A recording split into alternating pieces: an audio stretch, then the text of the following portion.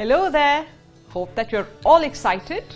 We will learn many new things about design thinking and you will hear some interesting stories too. But before that, let me ask you a question. You know there is this word empathy? Do you know what it means? I'm sure you do. But let me just explain it so that all of us understand it in the same way. Empathy means understanding a person and understanding the person's pains and problems. Let me give you an example. Suppose you're in a bus and you are seated comfortably. An elderly lady gets into the bus from a stop and comes and stands near you. In all probability, you will get up and offer her your seat. By doing so, you are displaying empathy. You understand that it is difficult for the lady to stand, you understand her pain, and so you offer her your seat. Are you wondering what empathy has to do with design thinking? Well, it is the main principle of design thinking. The other principles are observation and user-centeredness. Wait. Are you thinking, oh my God, how boring? Again, some more principles. Don't write me off yet, please. I will not bore you with a lecture on these principles. You know what I will do? I will tell you some stories.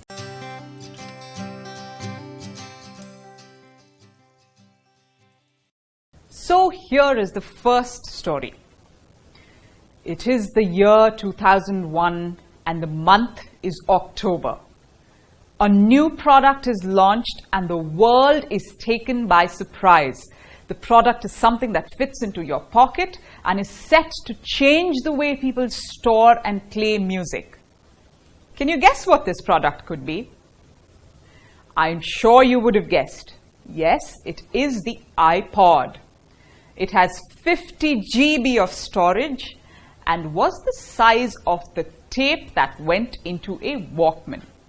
And you could download an entire CD into the gadget within 10 seconds. Why was it such a success when it was launched? It was because Apple, the company, empathized with these people who love music and wanted their music to be with them all the time, wherever they go. This understanding of people's need is empathy. And when you design a product keeping these very needs in mind, the product you create will definitely be user-centric. And that is the second principle of design thinking. User-centric means something that is centered around the user. And here is the second story. It was a rainy day in Bangalore. Ratan Tata, you know the head of the Tata Group? He was traveling in his car when suddenly a scooter turned in front of his car and lost control. A family of 4 who were on the scooter fell on the pavement.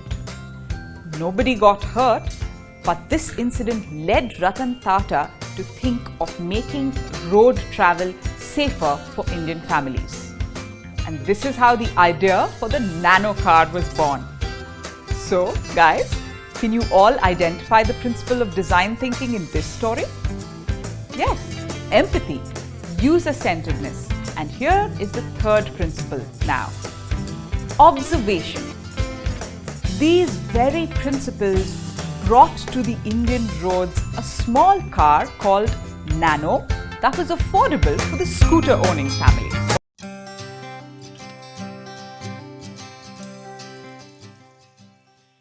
I hope you enjoyed these stories, and here's one last story.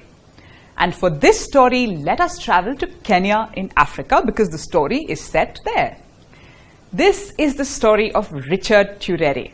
He was an 11-year-old boy then, and at this young age, he was responsible for taking care of his family's cattle.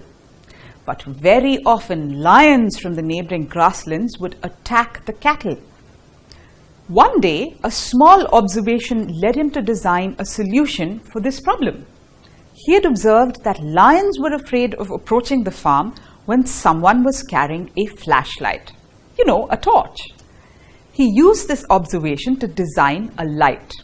The light was wired to an old car battery, which in turn was powered by a solar panel.